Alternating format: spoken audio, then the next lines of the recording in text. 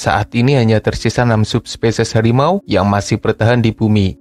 Yang pertama harimau Siberia atau Amur tiger, subspesies harimau dengan ukuran terbesar, bahkan jadi kucing terbesar yang masih ada, meski ada beberapa pendapat berbeda. Harimau Siberia jantan punya berat di kisaran 200 kg, betina lebih kecil. Ada pula rekor yang mencapai berat hingga 300 kg. Bahkan dari sumber yang belum terkonfirmasi mengatakan jika ada harimau Siberia yang beratnya mencapai 400 kg.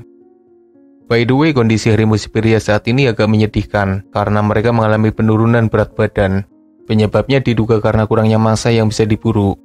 Bahkan ada yang mengatakan jika posisi harimau terbesar yang sebelumnya dipegang oleh harimau Siberia akan segera digantikan oleh harimau Benggala. Harimau Benggala atau Bengal tiger adalah subspesies harimau berikutnya. Habitatnya di Asia Selatan, khususnya di wilayah India. Jadi subspesies harimau dengan populasi terbanyak di dunia. Harimau Benggala punya berat di kisaran 200 kg. Ada pula rekor harimau Benggala yang pernah tercatat mencapai 380 kg. Menurutmu, siapa harimau terbesar saat ini? Apakah harimau Siberia atau harimau Benggala? Subspesies harimau ketiga adalah harimau Indochina yang habitat utamanya di negara Thailand. Lalu harimau Cina Selatan yang populasinya hampir punah. Harimau Malaya yang habitat utamanya di wilayah Malaysia. Serta harimau Sumatera yang jadi satu-satunya subspesies harimau yang masih ada di wilayah Indonesia. Harimau Sumatera sendiri adalah subspesies dengan ukuran paling kecil. Selain 6 subspesies harimau yang masih bertahan di bumi, sebenarnya masih ada 3 subspesies lain yang dianggap sudah punah.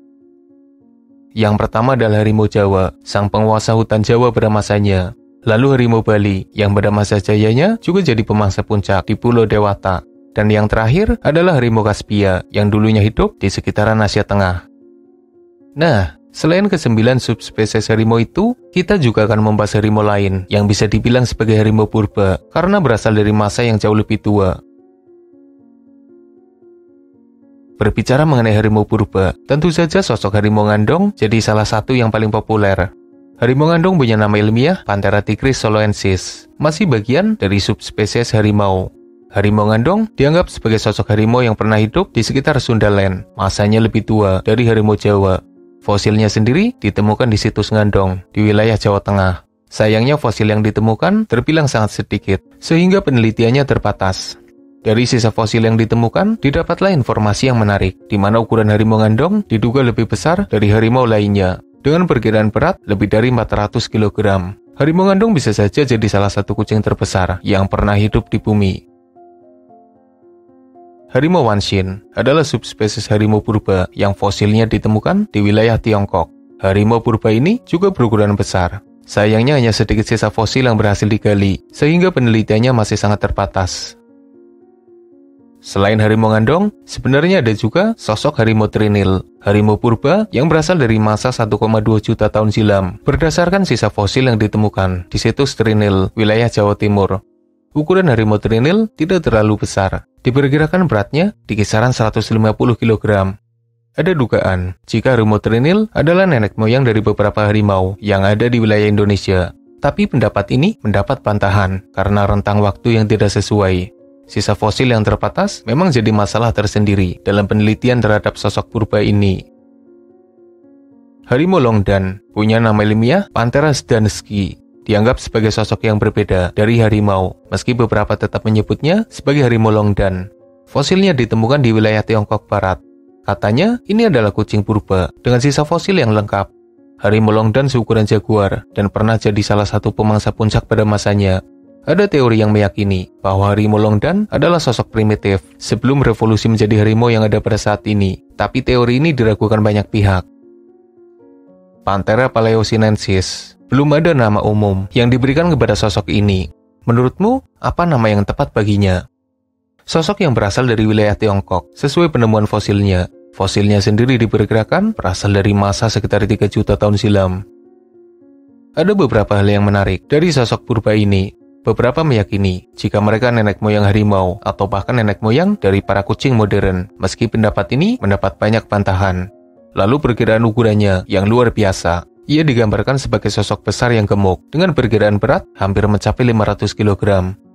Jika perkiraan ini benar, bisa saja sosoknya adalah kucing terbesar yang pernah ada di bumi.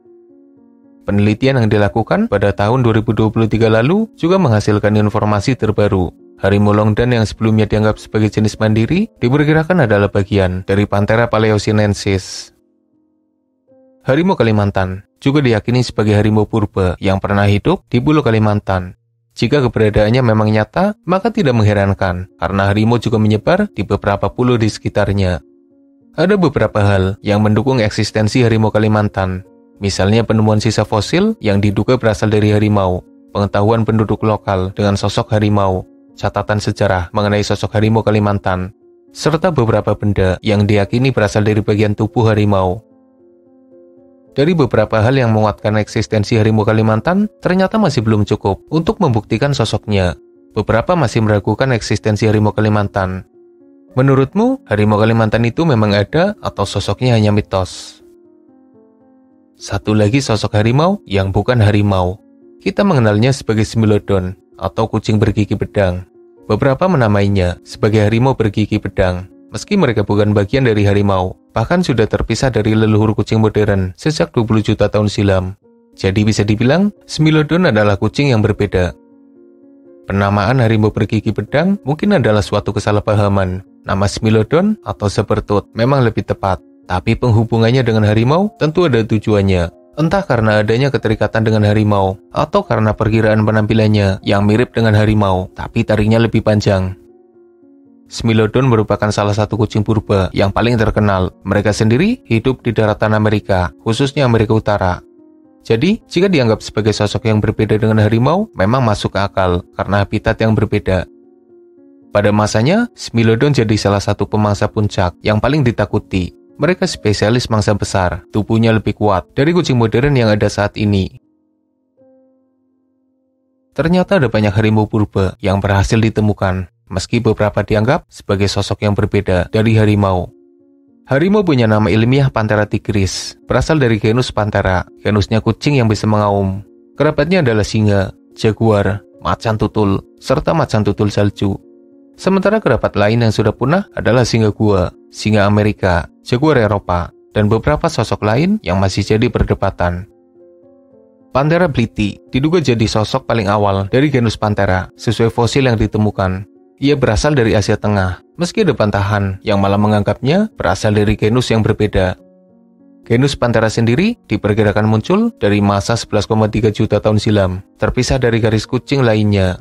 Lalu pada masa 6,5 juta tahun silam, harimau muncul dari hasil evolusi Panthera. Harimau sendiri bisa dibilang jadi sosok paling awal yang berevolusi dari genus Panthera.